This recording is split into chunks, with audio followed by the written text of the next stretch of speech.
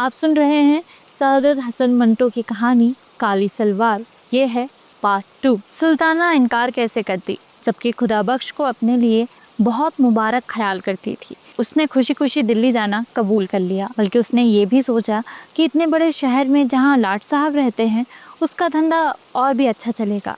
अपनी सहेलियों से वो दिल्ली की तारीफ सुन चुकी थी। फिर वहाँ हज़रत निज़ामुद्दीन औलिया की खानखा थी, जिससे उसे बेहद अकीदत थी। चुनाचे जल्दी जल्दी घर का भारी सामान बेच बाच कर वो खुदाबख्श के साथ दिल्ली आ गई। यहाँ पहुँचकर खुदाबख्श ने 20 रुपए माहवार पर एक छोटा सा फ्लैट ले लिया, जिसमें वो दोनों रहने लगे। एक ही किस्म के नए मकानों की लंबी सी कतार सड़क के साथ साथ चली गई थी।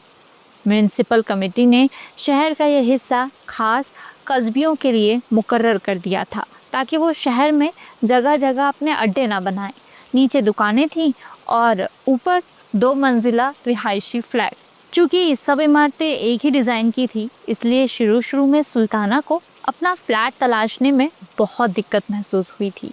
पर जब नीचे लॉन्ड्री वाले ने अपना बोर्ड घर की पेशानी पर लगा दिया तो उसको एक पक्की निशानी मिल गई।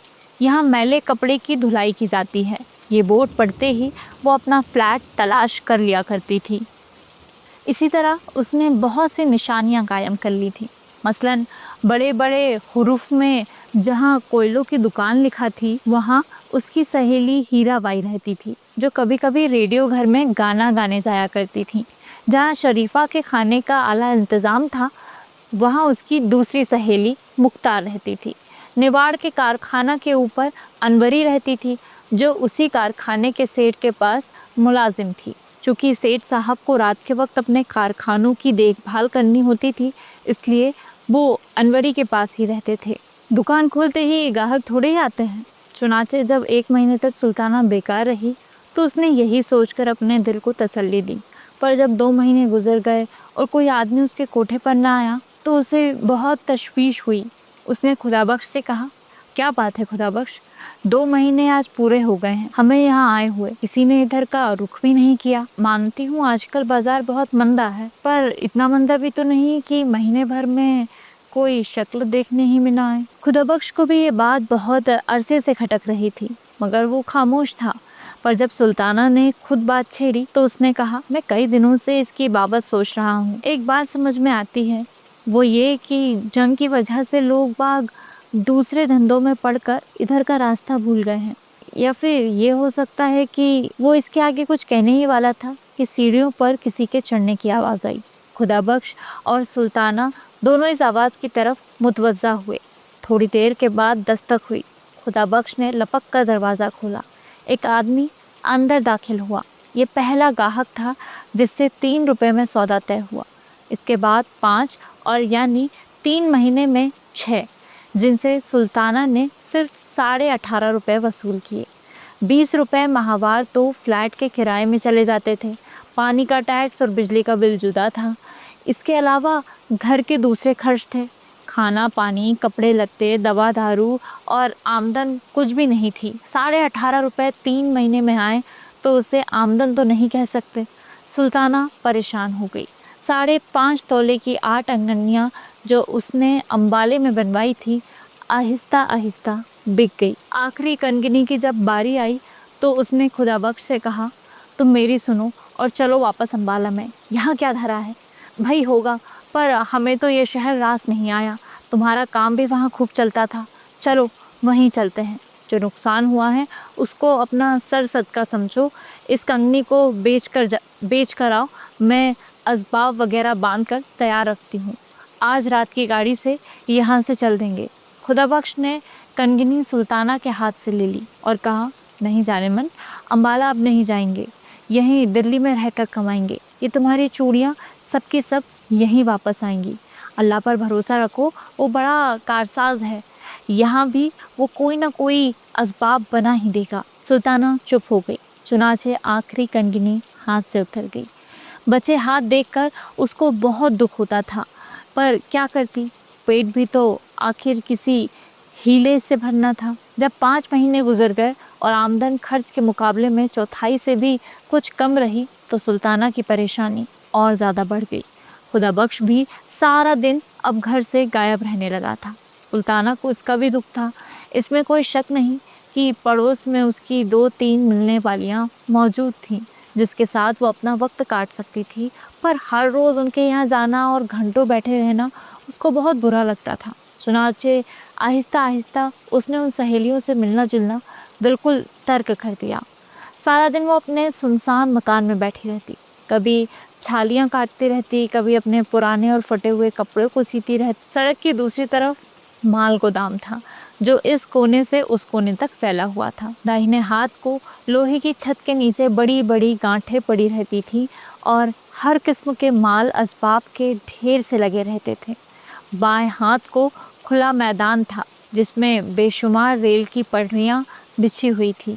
धूप में लोहे की ये पटरियां चमकती तो सुल्ताना अपने हाथों की तरफ देखती जिन पर नीली नीली रंगें बिल्कुल इन पटरियों की तरह उभरी रहती थी। इस लंबे और खुले मैदान में हर वक्त इंजन और गाड़ियां चलती रहती थी, कभी इधर कभी उधर। उन इंजनों और गाड़ियों की झकझक फकफक सदा गूंजती रहती थी। सुबह सवेरे जब वो उठकर बालकनी में आती तो एक अजीब समा नजर आता। धुंधलके में इंजनों के मुंह से गाढ़ा गाढ़ा धुआं निकलता था और गदले आसमान की जानिब मोटे मोटे और भारी आदमियों की तरह उठता दिखाई देता था। भाप के बड़े बड़े बादल भी एक शोर के साथ पटरियों से उठते थे और आंख झपकने की देर में हवा के ऊपर घुल मिल जाते थे।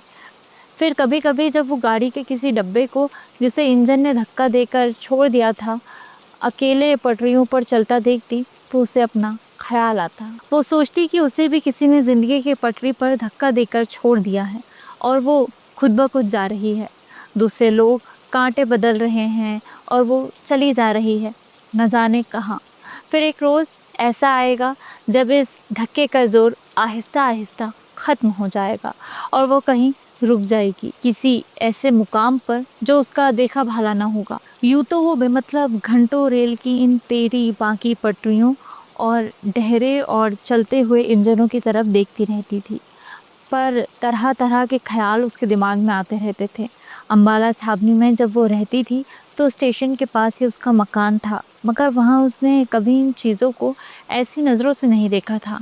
अब तो कभी कभी उसके दिमाग में ये भी ख्याल आता है कि जो सामने रेल की पटरियों का जाल सा बिछा है और जगह जगह से भाप और धुआं उठ रहा है, एक बहुत बड़ा चकला है।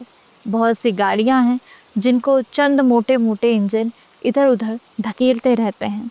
सुल्ताना को तो बाज़ औक़ात ये इंजन सेठ मालूम होते हैं जो कभी कभी अम्बाला में उसके यहाँ आया करते थे।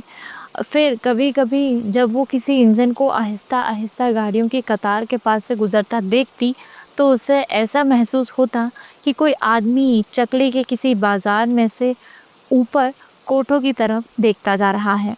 सुल्ताना समझती थी कि ऐसी बातें सोचना दिमाग की खराबी का बायस है। चुनाचे जब इस किस्म के ख्याल उसको आने लगे तो उसने बालकनी में जाना छोड़ दिया। खुदा बख्श से उसने बारहा कहा, देखो मेरे हाल पर रहम करो, यहाँ घर में रहा करो, मैं सारा दिन यहाँ बीमारों की तरह पड़ी रहती हूँ।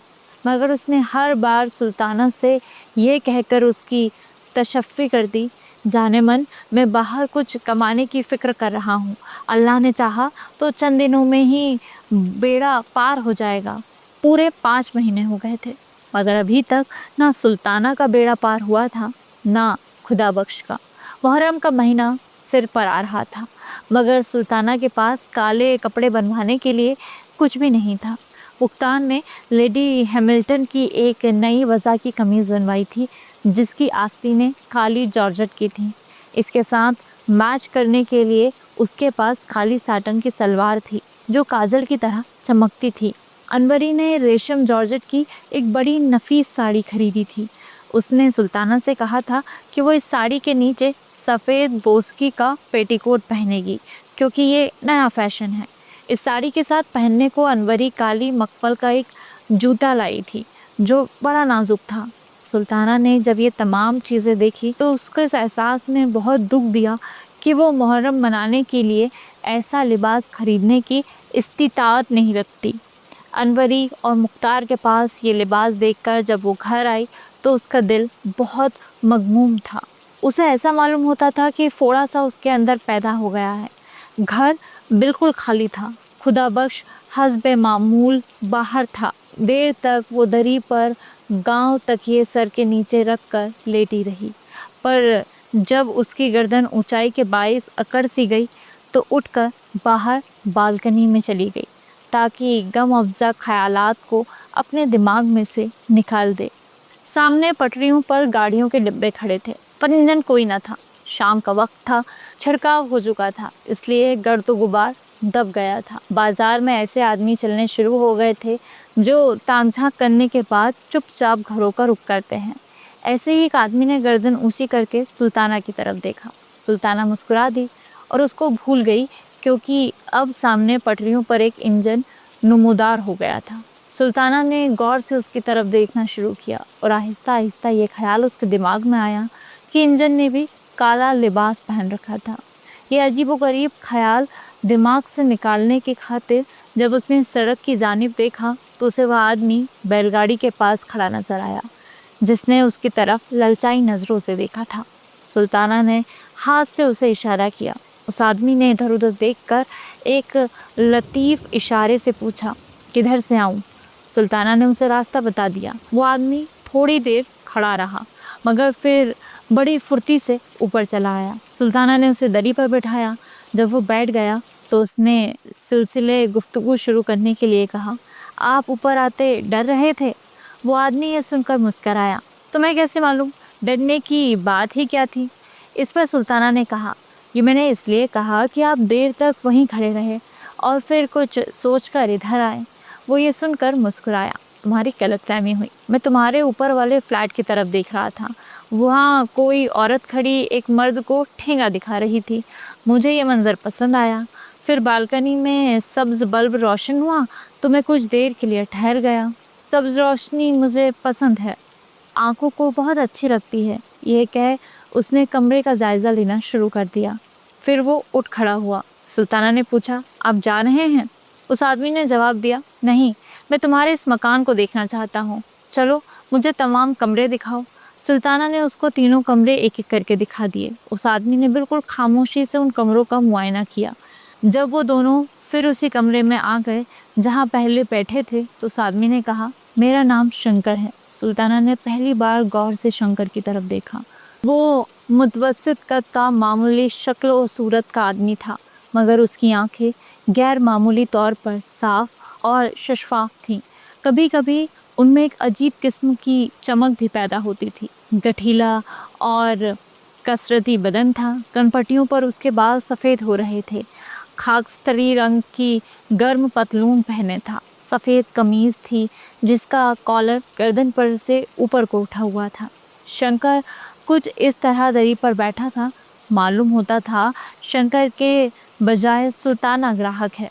इस एहसास ने सुल्ताना को कदरे परेशान कर दिया। चुनाचे उसने शंकर से कहा, फरमाइए। शंकर बैठा था, ये सुनकर लेट गया। मैं क्या फरमाऊं? कुछ तुम ही फरमाओ, बुलाया तुम ही ने है मुझे। जब सुल्ताना कुछ न बोली तो वो उठ बैठा। मैं समझा। लो अब मुझसे सुनो, जो कुछ तुमने समझा गलत है। मैं उन लोगों में से नहीं हूँ जो कुछ देकर जाते हैं। डॉक्टरों की तरह मेरी भी फीस है। मुझे जब बुलाया जाए तो फीस देना ही पड़ती है। सुल्ताना ये सुनकर चकरा गई, मगर उसके बावजूद उसे बेअख्तियार हंसी आ गई। आप काम क्या करते हैं? शंकर ने जवाब दिया, यही जो तुम लोग करते हो। क्या? तुम क्या करती हो? मैं कुछ भी नहीं करती। मैं भी कुछ नहीं करता। सुल्ताना ने भन्ना कर कहा, ये तो कोई बात ना हुई, आप कुछ ना कुछ तो ज़रूर करते होंगे। शंकर ने बड़े इत्मीनान से जवाब दिया, तुम भी कुछ ना कुछ ज़रूर करती होगी। झक मारती हूँ, मैं भी झक मारता हूँ, तो आओ दोनों झक मारें। मैं हाजिर हूँ, मगर झक मारने के लिए दाम मैं कभी नहीं दिया करता। होश की दवा करो, ये लंगर खाना नहीं, और मैं भी वॉलंटियर नहीं हूँ। सुल्ताना यहाँ रुक गई। उसने पूछा, ये वॉलंटियर कौन होते हैं? शंकर ने जवाब दिया, उल्लू के पट्टे। मैं भी उल्लू की पट्टी नहीं, मगर वो आदमी खुदा बख्श जो तुम्हारे साथ रहता है ज़रूर उल्लू का पट्टा है। क्यों?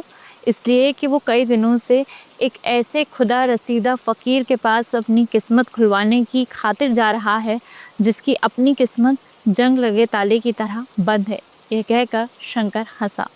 इस पर सुल्ताना ने कहा, तुम हिंदू हो इसलिए हमारे इन बुजुर्गों का मजाक उड़ाते हो। शंकर मुस्कुराया, ऐसी जगहों पर हिंदू मुस्लिम सवाल पैदा नहीं हुआ करते। पंडित मौलवी और मिस्टर जिन्ना अगर यहाँ आए तो वो शरीफ आदमी बन जाए। जाने तुम क्या ऊटपटांग बातें करते हो, बोलो रहोगे? उसी शर्त पर जो पहले बता चुका हूँ। सुल्ताना उठ खड़ी हुई। तो जाओ रास्ता पकड़ो। शंकर आराम से उठा। पतलून की जेबों में उसने अपने दोनों हाथ ठूंसे और जाते हुए कहा, मैं कभी कभी इस बाजार से गुजरा करता हूँ। जब भी तुम्हें मेरी ज़रूरत हो बुला लेना, मैं बहुत काम का आदमी हूँ। शंकर चला गया और सुल्ताना काले लिबास को भूलकर उसके मुतल्लिक सोचती रही। उस आदमी की बातों ने उसके दुख को बहुत हल्का कर दिया था। अगर वो अम्बाले में आया होता तो जहाँ की वो खुशहाल थी तो उसने किसी और ही रंग में उस आदमी को देखा होता और बहुत मुमकिन है कि उसे धक्के देकर बाहर निकाल दिया होता। मगर यहाँ चूँकि वो बहुत उदास रहती थी इसलिए शंकर की बातें उसे पसंद आई। शाम को जब खुदाबख्श आया तो सुल्ताना ने उससे पूछा, तुम आज सारा दिन किधर गायब रहे हो? खुदाबख्श थक कर चूर चूर हो रहा था। उसने कहा, पुराने किले के पास से आ रहा हूँ। वहाँ एक बुज़ुर्ग कुछ दिनों से ठहरे हुए हैं।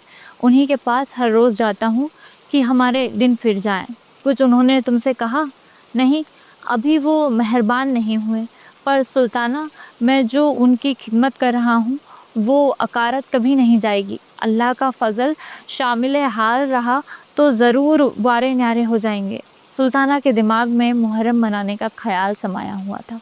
खुदाबख्श से रोनी आवाज़ में कहने लगी, सारा सारा दिन बाहर गायब रहते हो। मैं यहाँ पिंजरे में कैद रहती हूँ, ना कहीं जा सकती हूँ ना आ सकती हूँ। मुहर्रम सर पर आ गया है। कुछ तुमने इसकी भी फिक्र की कि मुझे काले कपड़े चाहिए? घर में फूटी कौड़ी तक नहीं। कनगनियाँ थी सो वो भी एक एक करके बिक गईं। अब तुम ही बताओ क्या होगा? ये फ़कीरों के पीछे कब तक मारे फिरोगे? मुझे तो ऐसा दिखाई देता है कि यहाँ दिल्ली में खुदा ने भी हमसे मुंह मोड़ लिया है। मेरी सुनो तो अपना काम शुरू कर दो, कुछ तो सहारा हो जाएगा। खुदाबख्श दरी पर लेट गया और कहने लगा, पर ये काम शुरू करने के लिए भी तो थोड़ा बहुत सरमाया चाहिए। खुदा के लिए अब ऐसी दुख भरी बातें ना करो, मुझसे अब बर्दाश्त नहीं हो सकती। मैंने सचमुच अम्बाला छोड़ने में सख्त गलती की, पर जो करता है अल्लाह ही करता है और हमारी बेहतरी ही के लिए करता है। क्या पता है कि कुछ देर और तकलीफ़ें बर्दाश्त करने के बाद हम। सुल्तान ने बात काट कर कहा, तुम खुदा के लिए कुछ करो, चोरी करो या डाका मारो, पर मुझे एक सलवार का कपड़ा ज़रूर ला दो।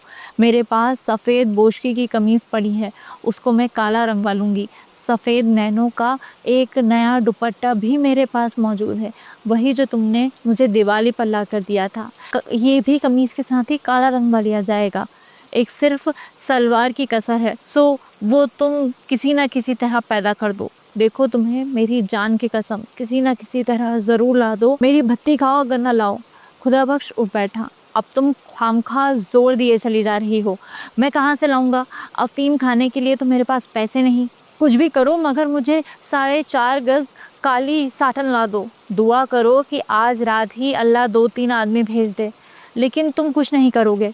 तुम अगर चाहो तो ज़रूर इतने पैसे पैदा कर सकते हो। जंग से पहले ये साटन 12-14 आने गज मिल जाती थी, अब 1.25 रुपये गज के हिसाब से मिलती है। 4.5 गज़ों पर कितने रुपए खर्च हो जाएंगे? और तुम कहती हो तुम्हें कोई हिला करूँगा। ये कहकर खुदाबख्श उठा। लो, अब इन बातों को भूल जाओ, मैं होटल से खाना ले आऊँ।